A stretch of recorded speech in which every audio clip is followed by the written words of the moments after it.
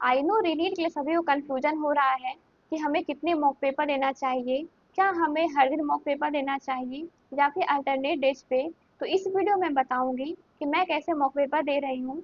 तो चलो स्टार्ट करते हैं। तो सबसे पहले मैं अभी अल्टरनेट डेज पे मॉक पेपर दे रही हूँ, और जो मुझे एक दिन का जो गैप मिलता है उसमें मैं एनालाइज करती हूँ वो सभी मिस्टेक्स को जो कि टेस्ट में हुए, उसका पैटर्न क्या है, वो सिली मिस्टेक है या फिर कंसेप्चुअल मिस्टेक है।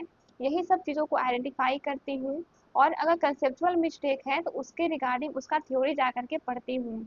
तो ये मैं अभी कर रही हूँ। मैं अभी डेली मॉक पेपर नहीं दे रही हूँ, एक दिन का गैप रख रही हूँ जो कि बहुत इंपॉर्टेंट है। क्योंकि अगर तुम सिर्फ मॉक पेपर देते रहोगे और उसका एनालिसिस सही से नहीं करोगे तो कोई इम्प्रूवमेंट तुम्हें ज़्यादा नहीं दिखेगा और तुम्हारे मार्क्स भी इम्प्रूव नहीं होंगे। क्योंकि पहले मैं मिस्टेक्स करती थी कि मॉक पेपर दे दी और देख ली कि कितने क्वेश्चन सही गए हैं और कितने क्वेश्चन गलत हुए हैं, और बस छोड़ देती थी, जो कि सबसे बिगेस्ट मिस्टेक होता है। तो अब बात करते हैं कि मॉक पेपर में मेरे कितने मार्क्स आ रहे हैं। तो देखो, मॉक पेपर का जो मार्क्स है वो कोई मैटर नहीं करता है ज़्यादा।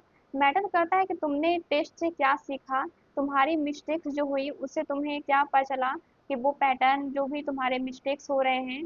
और यही सब ये चीज़ों को तुम्हें सीखना है मॉक पेपर से। टाइम मैनेजमेंट कैसे करना है, एग्जाम इन्वायरमेंट में कैसे क्वेश्चन को सॉल्व करना है, यही सब चीज़ों का प्रैक्टिस मॉक पेपर से होता है और कुछ नहीं।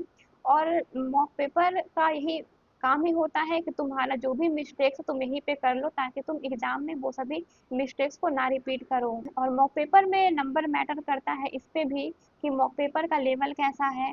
तो अभी तो जो भी मॉक पेपर दे रहे हैं उसमें जो लेवल है थोड़ा सा अप ही है, तो ऑब्वियसली है कि मार्क्स तो थोड़े कम ही आएंगे। और अभी तो पता नहीं कि एक्चुअल एग्जाम में इस बार पेपर कैसा आएगा, और ये तो अभी कुछ भी प्रिडिक्ट नहीं किया जा सकता है। तो इससे बेटर है कि हम लोग थोड़े हाई लेवल ऑफ क्वेश्चन का प्रैक्टिस करके जाएं ताकि हमें एग्जाम में कोई प्रॉब्लम नहीं हो। और देखो, ये चीज़ तो ऑब्वियस है कि अगर एग्जाम में क्वेश्चन बहुत ज़्यादा डिफिकल्ट है तब तो तुम वो सभी जो हार्ड क्वेश्चन है उसको तुम नहीं सॉल्व कर पाओगे, क्योंकि वहाँ पे टाइम भी कम होता है और फिर प्रेशर भी ज़्यादा होता है। तो उससे अच्छा है कि हम सभी वो सभी पोर्शन पे फोकस करें जो कि हमें आसानी से बन जाएगा। तो मैं अभी भी वही करती हूँ। जो भी क्वेश्चन में जो भी टेस्ट में कुछ क्वेश्चंस रहते हैं जो कि काफ़ी ज़्यादा लेंदी होते हैं, तो क्या उस पे पूरा दिन वेस्ट करना चाहिए? तो मैं ऐसा नहीं कर रही हूँ। जो बहुत ज़्यादा लेंदी क्वेश्चन है उसको बस एक बार सॉल्व कर लो, ताकि तुम्हें कॉन्सेप्ट पता होना चाहिए कि क्या-क्या उसमें कॉन्सेप्ट लगा है, और उस पे ज़्यादा टाइम वेस्ट नहीं करना है।